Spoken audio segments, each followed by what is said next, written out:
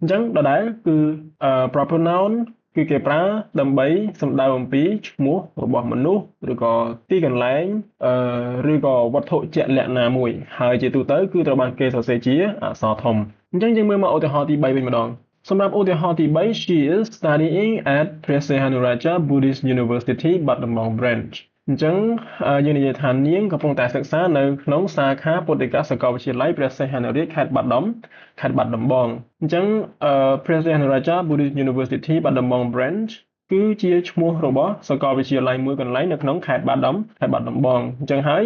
គឺជាអសាធារណនាមហើយយើងអាចសង្កេតបានឃើញទេយើងសរសេរជាអក្សរធំមែនទេស្វាគមន៍មកកាន់វីដេអូបន្ទាប់នៃការសិក្សាអំពីប្រភេទរបស់នាមហើយនាមទី2បន្ទាប់អំពីវីដេអូមុនដែលយើងនឹងយកមកជជែកនោះគឺ proper noun ខ្មែរយើងហៅថាអសាធារណនាមឬក៏នាមអសាធារនឹងឯងអញ្ចឹងតាមនិយមន័យរបស់នាមមួយប្រភេទដែលយើងបានសិក្សាកន្លងទៅហើយកាលពីវីដេអូមុននោះគឺថា common noun is the opposite of the proper noun មានទេមានចាំអត់មានន័យថា common noun សាធារណនាមគឺជានាមមួយប្រភេទដែលផ្ទុយអំពីអសាធារណនាមគឺជានាមទី2ដែលយើងនឹងសិក្សានេះឯងអញ្ចឹងថាតើ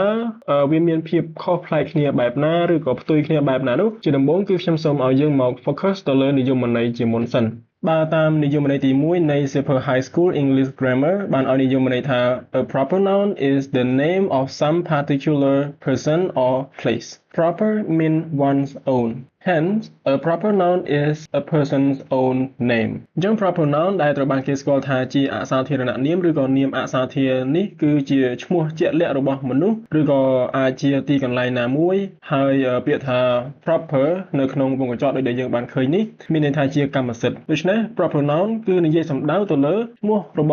ស់នរណាម្នាក់ដល់ហើយចំពោះនិយមន័យទី2ពីសៀវភៅ A Special English Grammar វិញ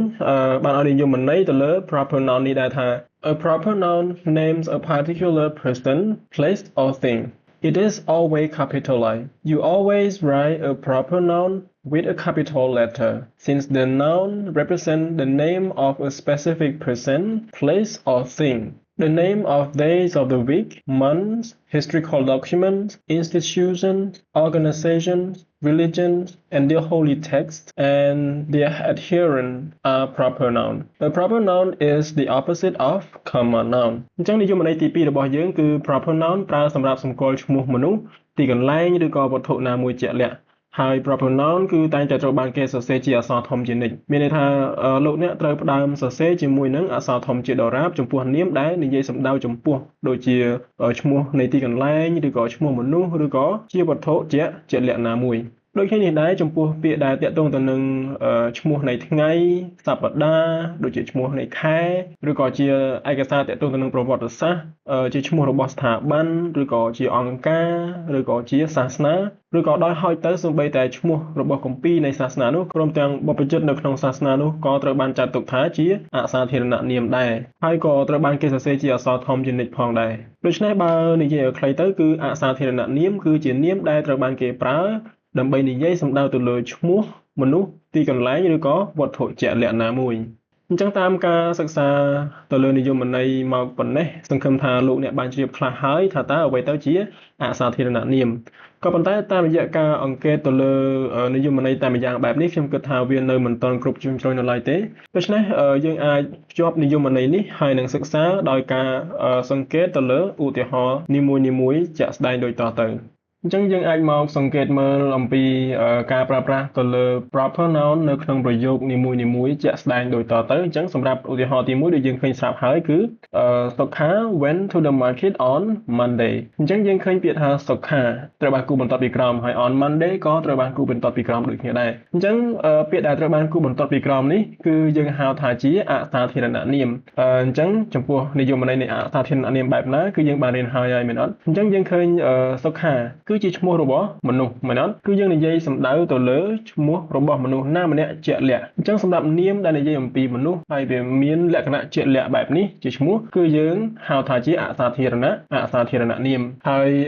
នាមបន្ទាប់មួយទៀតដែលយើងនឹងឃើញនៅក្នុងប្រយោគដដែលនេះគឺ on Monday អញ្ចឹងនិយមន័យដែលយើងបានរៀនហើយនោះគឺសម្រាប់ឈ្មោះនៃថ្ងៃឬក៏ជាឈ្មោះនៃខែឬក៏ជាឈ្មោះនៃសាសនាឬក៏អាចថាជាឈ្មោះនៃ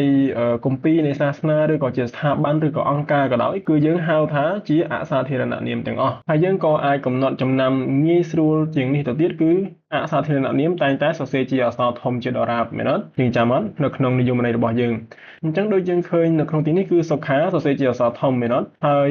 on Monday អញ្ចឹងពាក្យថា Monday ដែលជាឈ្មោះនៃថ្ងៃគឺសរសេរជាអក្សរធំដូចគ្នា start with the capital letter M មែនអត់អញ្ចឹងត្រូវចាំថា proper noun គឺតែងតែសរសេរជាមួយនឹងអក្សរធំជាដរាបដោយឡែកចំពោះឧទាហរណ៍ទី2វិញម្ដង They visited Angkor Wat during the trip to Cambodia in December អញ្ចឹងយើងឃើញនៅក្នុងប្រយោគទី2ពួកគេបានទៅទស្សនាប្រាសាទអង្គរវត្តខណៈពេលដែលពួកគេធ្វើដំណើរទៅកាន់ប្រទេសកម្ពុជានៅក្នុងខែណា December គឺខែធ្នូអញ្ចឹងពាក្យថាប្រាសាទអង្គរវត្តគឺជានាមត្រូវទេអញ្ចឹងជានាមនឹងទៀតគឺជាឈ្មោះរបស់ប្រាសាទមួយកន្លែងអញ្ចឹងនៅពេលណាដែលយើងនិយាយអំពីឈ្មោះរបស់ទីកន្លែងឬក៏វត្ថុឬក៏មនុស្សគឺយើងហៅថាជាអសាធារណនាមបន្ទាប់ទៀតគឺយើងនឹងឃើញពាក្យថា Cambodia គឺត្រូវបានគូបន្ទាត់ពីក្រោមដូចគ្នាដែរអញ្ចឹងជាឈ្មោះនៃប្រទេសជាទីកន្លែងដែរអញ្ចឹងយើងសន្មតថាជាអសាធារណនាមឬក៏នាមអសាធារនឹងឯងដោយឡែកចំពោះឈ្មោះនៃខែគឺដូចជា December ខែធ្នូមែនអត់អញ្ចឹងយើងសរសេរជាអក្សរធំដូចគ្នាហើយក៏ហៅថាជាអសាធារណនាមដូចគ្នាផងដែរអញ្ចឹងយើងឃើញនេះ Angkor Wat ជាអក្សរធំហើយ capital letter ដែលប្រើមួយទៀតទៅលើ Cambodia ហើយ capital letter ចុងក្រោយគឺយើងប្រើទៅលើអសាធារណនាមមួយទៀតគឺ December អញ្ចឹងដដែលគឺ proper noun គឺគេប្រើដើម្បីសំដៅអំពីឈ្មោះរបស់មនុស្សឬក៏ទីកន្លែងឬក៏វត្ថុជាក់លាក់ណាមួយហើយជាទូទៅគឺត្រូវបានគេសរសេរជាអក្សរធំអញ្ចឹងយើងមើលមកឧទាហរណ៍ទី3វិញម្ដងសម្រាប់ឧទាហរណ៍ទី3 She is studying at Prasehanuraja Buddhist University Battambang Branch អញ្ចឹងយើងនិយាយថានាងកំពុងតែសិក្សានៅក្នុងសាខាពុទ្ធិកសាកលវិទ្យាល័យព្រះសីហនុរាជខេត្តបាត់ដំបងអញ្ចឹងព្រះសីហនុរាជា Buddhist University Battambang Branch គឺជាឈ្មោះរបស់សាកលវិទ្យាល័យមួយកន្លែងនៅក្នុងខេត្តបាត់ដំបងអញ្ចឹងហើយគឺជាអសាធារណនាមហើយយើងអាចសង្កេតបានឃើញទេយើងសរសេរជាអក្សរធំមែនទេអញ្ចឹងសម្រាប់ឧទាហរណ៍ទី4វិញគឺ My cousin joined Buddhism after learning about it in Asia អញ្ចឹងយើងឃើញមានពាក្យពីរដែលត្រូវបានគេគូបន្ទាត់ពីក្រោមពាក្យទី1គឺ Asia ហើយនឹងពាក្យបន្ទាប់ទៀតគឺ Buddhism អញ្ចឹងបងប្អូនជីដូនមួយរបស់ខ្ញុំបានប្រតិបត្តិនៅពុទ្ធសាសនាបន្តអំពីគាត់បានរៀនអំពីវានៅអាស៊ីអញ្ចឹងយើងឃើញពាក្យថា Buddhism ពុទ្ធសាសនាមែនអត់អញ្ចឹងជាសាសនាអញ្ចឹងពាក្យដែលទាក់ទងទៅនឹងសាសនាគឺយើងហៅថាជាអសាធារណនាមហើយយើងសរសេរជាអក្សរធំហើយបន្តមកទៀត Asia គឺជាទីកន្លែងមែនអត់គឺជាតំបន់អាស៊ីចំណែកឯទី5វិញម្ដង We celebrated the Khmer New Year with Mr. Dara at Siem Reap អញ្ចឹងយើងឃើញអក្សរធារណនាមទី1ដែលគូបន្ទាប់ពីក្រោមគឺ Khmer New Year ហើយចំណែកឯទី2ជាឈ្មោះគឺ Mr. Dara ហើយចំណែកឯអក្សរធារណនាមចុងក្រោយគឺ Siem Reap ឃើញទេជាទីកន្លែងជាឈ្មោះនៃខេត្តតទៅដល់ឧទាហរណ៍ទី6ទៀតឧទាហរណ៍ទី6នេះគឺ Jiva is a devoted Buddhist who read the Tripitaka every morning អញ្ចឹង Jiva គឺជាពុទ្ធសាសនិកដ៏មានសទ្ធាជ្រះថ្លាម្នាក់ដែលអាននៅព្រះត្រៃបិដកជារៀងរាល់ព្រឹកឃើញទេអញ្ចឹង Jiva ជាឈ្មោះមនុស្សមែនអត់ហើយជាអសាធារណនាមហើយបន្តមកទៀតយើងឃើញBuddhist គឺជាអ្នកកាន់ព្រះពុទ្ធសាសនាអញ្ចឹងក៏ជាអសាធារណនាមដូចគ្នាដែរហើយត្រូវបានសរសេរជាអក្សរធំឬក៏ capital letter បន្តមកទៀតគឺយើងនិយាយអំពី Tripitaka នេះគឺជាព្រះត្រៃបិដកអញ្ចឹងឈ្មោះនៃគម្ពីរសាសនាក៏ដោយឬក៏ឈ្មោះនៃអ្នកកាន់សាសនាក៏ដោយត្រូវបានហៅថាជា proper noun ដែលហៅថានាមអសាធារឬក៏អសាធារណនាមនឹងឯងដូច្នេះជារួមបន្តអំពីយើងបានសិក្សាក៏ដូចជាអង្កេតទៅលើឧទាហរណ៍នីមួយអំពីការប្រើប្រាស់ទៅលើ proper noun នេះហើយអញ្ចឹងយើងអាចសរុបឲ្យខ្លីមក proper noun ដែលខ្មែរយើងហៅថាអសាធារណនាមឬក៏នាមអសាធារនឹងគឺត្រូវបានគេប្រើដើម្បីសម្រាប់សម្គាល់អំពីឈ្មោះមនុស្សទីកន្លែងឬក៏វត្ថុជាក់